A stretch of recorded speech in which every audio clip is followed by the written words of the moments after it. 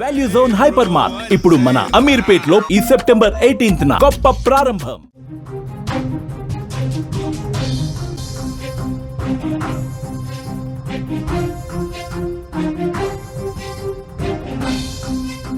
దేశ భవిష్యత్తుకు పునాది కావాల్సిన యువత పరీక్షల ఒత్తిడి తట్టుకోలేక ప్రాణాలు తీసుకుంటున్నారు.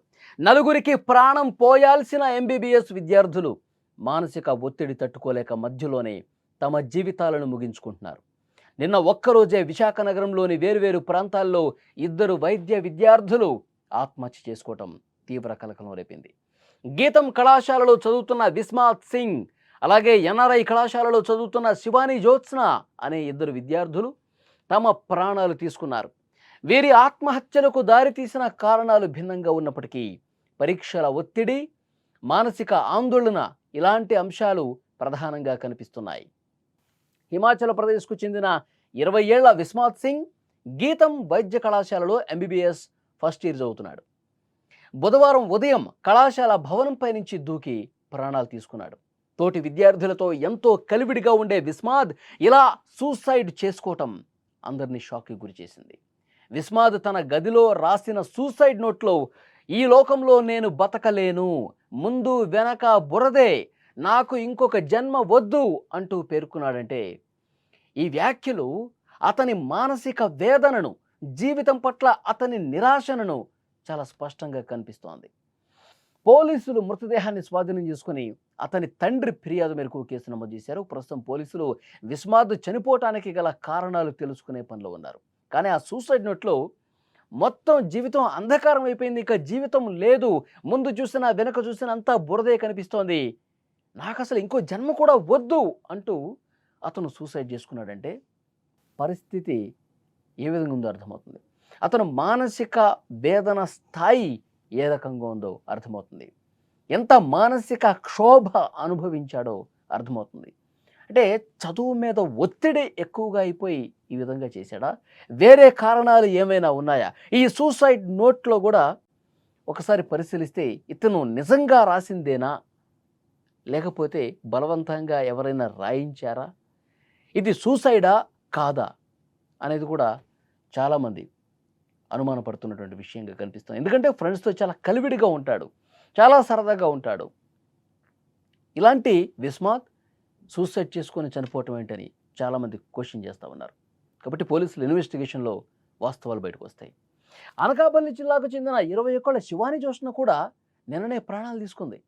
తగరపు వలసలోని ఎన్ఆర్ఐ వైద్య కళాశాలలో ఎంబీబీఎస్ ద్వితీయ సంవత్సరం చదువుతున్న శివాని మొదటి సంవత్సరంలో కొన్ని సబ్జెక్టులో ఫెయిల్ అయింది.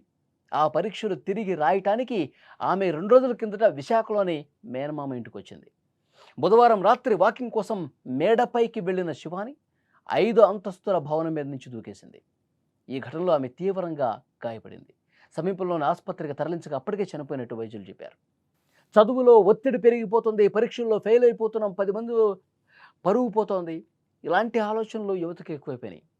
పరీక్షలు ఫెయిల్ అయిపోతే మళ్ళీ రాసి మళ్ళీ పాస్ అవ్వచ్చు, మళ్ళీ బాగా చదివి మళ్ళీ పాస్ అవ్వచ్చు, అంతే తప్పించి ఎవరో ఏదో అనుకుంటారనో, లేకపోతే ఇది ఒత్తిడిని మైండ్లోకి తీసుకుని ఈ విధంగా ప్రాణాలు తీసుకుంటే సమస్యకు పరిష్కారం అవుతుందా? ఇంట్లో ఉన్న వాళ్ళ పెద్దలు, తల్లిదండ్రులు మన మీద ఎన్ని హోప్స్ పెట్టుకుని ఉంటారు, మన జీవితం బాగుండాలని చెప్పి వాళ్ళు ఎన్ని కలలు కని ఉంటారు, ఆ కలల్ని, ఆశల్ని ఈ విధంగా నీరు గారిపోతాయి కదా. వాళ్ళ మీద పెట్టుకున్నటువంటి ఆ ప్రేమ ఈ విధంగా ప్రాణాలు తీసుకుంటే ఇది కరెక్టేనా? సో దీని మీద యువత అందరూ కూడా మరొకసారి ఆలోచించాల్సిన అవసరం ఉంది. శివాని తండ్రి టాంజానియాలో పనిచేస్తూ కుటుంబాన్ని పోషిస్తూ ఉన్నాడు. ఈ 2 ఘటనలో ఒక్కసారి మనం ఆలోచిస్తే విద్యా వ్యవస్థలో పెరుగుతున్నటువంటి పోటీ కావచ్చు, తల్లిదండ్రుల ఆకాంక్షలు విద్యార్థులను తీవ్రమైన ఒత్తిడికి గురి చేస్తున్నాయి అని సూచిస్తున్నాయి. కోరుకున్నటువంటి మార్కులు రాలేదనో, పరీక్షల్లో ఫెయిల్ అయ్యామనో, ఇలాంటివన్నీ మానసికంగా కుంగదీస్తున్నటువంటి పరిస్థితి ఉంది. కానీ ఇటు స్టూడెంట్స్ని, ఇటు కాలేజీల్లో ఫ్యాకల్టీ కావచ్చు, చదువు చెప్పేవాళ్ళు కావచ్చు, ఇంట్లో ఉన్న పేరెంట్స్ కావచ్చు, వాళ్ళలో ఒక భరోసాను నింపే ప్రయత్నం చేయాలి. వాళ్ళతో ఒక ఫ్రెండ్లీ అట్మాస్ఫియర్ క్రియేట్ చేయాలి. ఇప్పుడు కాకపోతే నెక్స్ట్ రాసుకోవచ్చు. ఈ పరీక్షలు ఫెయిల్ అయితే ఇదే జీవితం కాదు, మళ్ళీ ఇంకొకసారి మనం అటెంప్ట్ చేయొచ్చు, మళ్ళీ పాస్ కావచ్చు.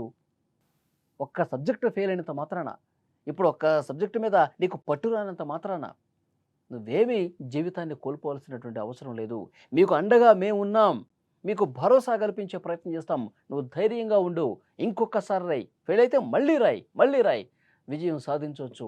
ఇలాంటి ఆత్మస్థైర్యాన్ని ఇవ్వాల్సినటువంటి అవసరం ఉంది. కానీ ఈ మార్కుల గోల్లో పడిపోయి ఎవరో ఏదో అనుకుంటారు, మన పరివేం కావాలి, ఈ విధంగా నువ్వు చదువు మీద దృష్టి పెట్టకపోతే ఎట్లా, ఇలాంటి నెగిటివ్స్ అనేది మానసికంగా వాళ్ళని కుంగదీస్తాయి. ఎందుకు ఈ బతుకు, ఎందుకు ఈ జీవితం అనే విధంగా ప్రేరేపిస్తాయి. కాబట్టి మన మన ఇంట్లో ఉన్న వాళ్ళని, మనం చదువు చెప్పేవాళ్ళని, మన పిల్లల్ని మనం ఒక కంట కనిపెడుతూ ఉండాలి. వాళ్ళలో ఒక ధైర్యం కల్పించే ప్రయత్నం చేయాల్సినటువంటి అవసరం ఉంది. ఈ పరిస్థితుల్లో విద్యార్థులకు సరైన కౌన్సిలింగ్ అవసరం, మానసిక మద్దతు అవసరం. గీతం ఎన్ఆర్ఏ వంటి ప్రతిష్టాత్మక కళాశాలల్లో ఇలాంటి ఘటనలు జరగటం విద్యా సంస్థలపైన, సమాజం మీద కూడా తీవ్రమైన ప్రశ్నలను లేవనెత్తుతోంది. ఈ విషాద ఘటనలపై పోలీసులు, విద్యాశాఖ ఉన్నతాధికారులు దృష్టి పెట్టాలి. ఇలాంటివి మళ్ళీ జరగకుండా చర్యలు తీసుకోవాల్సిన అవసరం ఉంది. ఈ పరిస్థితి మారాలి అంటే యువతకు సరైన మార్గదర్శకత్వం, మానసిక బలం అవసరం అనేది గుర్తు చేస్తోంది. సో డెఫినెట్గా ఇలాంటి ఘటనలు జరగడం అనేది బాధాకరం. సూసైడ్ నోట్లో కనిపిస్తోంది. వాళ్ళ మానసిక ఆవేదన ఏ విధంగా ఉంది, ఎటు చూసినా బురదే కనిపిస్తుంది, నాకు దారి కనిపించట్లేదు, నేను సరైన మార్గంలో పోవటం లేదు, నాకింకా జీవితం ఏమీ లేదు, అంధకారం అయిపోయింది, అసలు నాకు ఇంకొక జన్మ వద్దు అన్నట్టు ఒక సూసైడ్ నోట్ కనిపించిందంటే ఇది చాలా బాధాకరమైన విషయం. వాళ్ళు ఎంత మైండ్ మీదకి ఎంత ప్రెజర్ తీసుకుంటున్నారన్నది కూడా అర్థమవుతుంది. సో డెఫినెట్గా యువత మళ్ళొక్కసారి ఆలోచన చేయాలి. ఇది కరెక్ట్ కాదు. సూసైడ్ చేసుకోవటం అనేది పరిష్కారం అసలు కానే కాదు. జీవితం ఇంకా ముందు ఉంది. మనం ప్రయత్నాలు చేయాలి. ఒక్కసారి ఫెయిల్ అయ్యామని చెప్పి జీవితం మొత్తం ఫెయిల్ అయిపోయిందని కాదు. మీరు పరీక్ష మాత్రమే ఫెయిల్ అయ్యారంతే. మళ్ళీ మనం మంచిగా చదువుకోవచ్చు, మళ్ళీ పరీక్షలు రాయొచ్చు, మళ్ళీ విజయం సాధించవచ్చు. అట్లా సూసైడ్ అటెంప్ట్ చేసిన వాళ్ళు ఒక్కసారి వాళ్ళు తప్పు తెలుసుకొని వాళ్ళు మార్చుకొని జీవితంలో విజయం సాధించిన వాళ్ళు ఎంతోమంది ఉన్నారు. వాళ్ళు ఒక్కసారి తమ గతాన్ని గుర్తు చేసుకుని, అరే నేను ఆ రోజు పిచ్చి పని చేశానే, నేను సూసైడ్ అటెంప్ట్ చేశానే, అది కరెక్ట్ కాదు అని వాళ్ళకి అనిపిస్తుంది. గతం తాలూకు జ్ఞాపకాలు గుర్తు చేసుకొని బాధపడ్డ వాళ్ళు కూడా చాలామంది ఉన్నారు. సో డెఫినెట్గా యువత మారాలి. యువత ఈ మైండ్ మీద తీసుకున్నటువంటి ప్రెజర్ని అనేది అలా తీసుకోకూడదు. జీవితం అనేది ఇంకా ఉంది, ఇంకా అందమైన జీవితం ముందు ఉందని చెప్పి ఇంట్లో ఉన్న వాళ్ళు కావచ్చు, కాలేజీలో ఉన్న వాళ్ళు కావచ్చు, వాళ్ళని ఒక గైడ్ చేయాల్సిన అవసరం ఉంది. మానసిక స్థితిని వాళ్ళని మార్చాల్సినటువంటి అవసరం ఉంది. వాళ్ళు ఒక ధైర్యం తీసుకురావాల్సినటువంటి అవసరం ఉంది. యువత ఈ మార్పు రావాలని చెప్పి మనం కూడా కోరుకుందాం.